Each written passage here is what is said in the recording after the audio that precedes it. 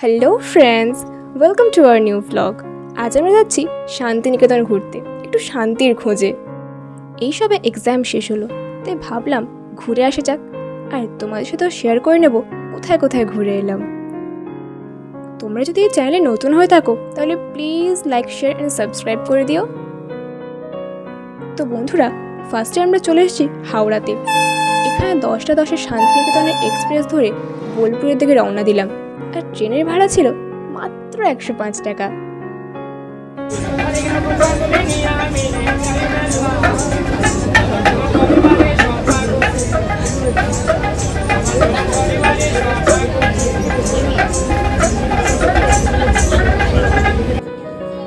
তো আমরা পৌঁছে গেছি শান্তিনিকেতন স্টেশনে। এখন বাজে দুপুর 12:30।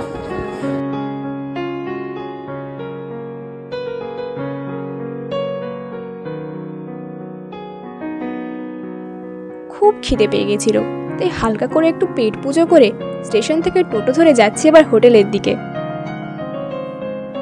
এখানে কিন্তু আপনারা সব ধরনের হোটেল পেয়ে যাবেন, পার ডে মাত্র 800 থেকে 1800 টাকার মধ্যে। তো হোটেলে আমরা পৌঁছে গেছি।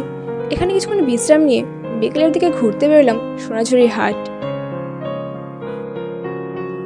দেখতে এত ভাল লাগছিল যে কি আর বলবো, এত মানুষের ভিড়, নানান ধরনের জিনিস, আর তার সাথে ছিল আদিবাসীদের নাচও।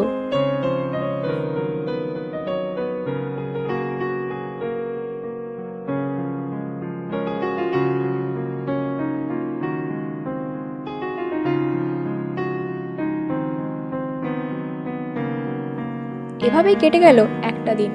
তারপরের দিন বেরিয়ে পড়লাম রবি ঠাকুরের বাড়ির উদ্দেশ্যে। এখানে তার ছোট থেকে বড় হয়ে ওঠার নানান স্মৃতিগুলি সযত্নে সাজানো রয়েছে। এটি রবি ঠাকুরের মিউজিয়াম হিসেবেও পরিচিত।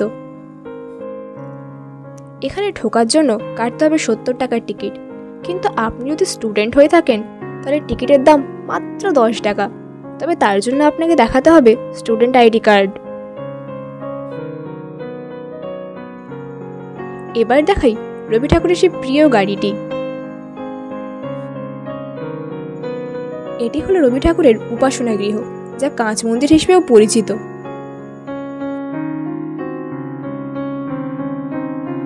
এবার দেখুন তো, এটা দেখে কি মনে পড়ছে সেই সহজ পাঠের কবিতা? তাল গাছ এক পায়ে দাঁড়িয়ে, সব গাছ ছাড়িয়ে, উঁকি মারে আকাশে।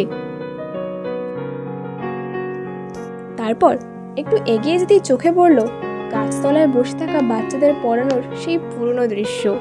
মিউজিয়ামের উল্টো দিকেই রয়েছে ছাতিমতলা, যেখানে মহর্ষি দেবেন্দ্রনাথ ঠাকুর এসে বিশ্রাম করতেন। এবার চলে এলাম সেই 200 বছর পুরনো বটবৃক্ষের সামনে। এটা দেখে নিশ্চয়ই তোমরা বুঝতে পারছো সন্ধে হয়ে গেছে। আজই হলো আমাদের ঘুরতে আসার 3য় দিন। আমরা সকাল সকাল চলে এসেছি সৃজনী শিল্পগ্রামটি ঘুরে দেখতে। এখানে এন্ট্রি ফি মাত্র 20 টাকা।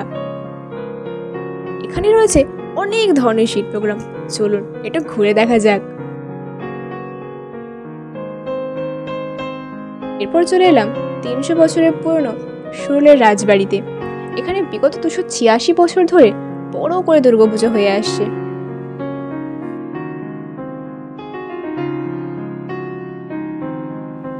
রাজবাড়ি ছাড়িয়ে আমরা চলে এসেছি বল্লভপুর ডিয়ার পার্কে, যেখানে আপনারা প্রচুর হরিণ দেখতে পাবেন। এখানে টিকিটের মূল্য 50 টাকা।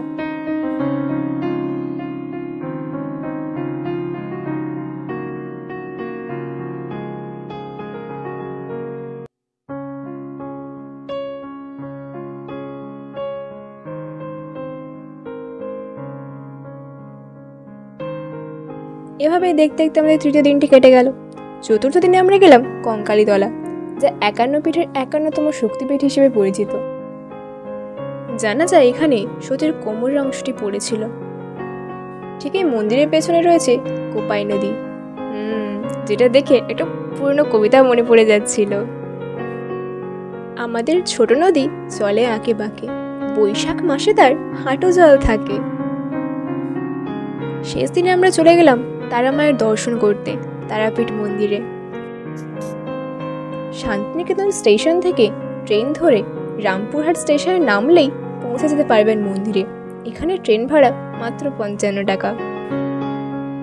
পুজো দেওয়া শেষ করে হালকা কিছু খাওয়া দাওয়া করে আমরা বাড়ির উদ্দেশ্যে রওনা দিলাম।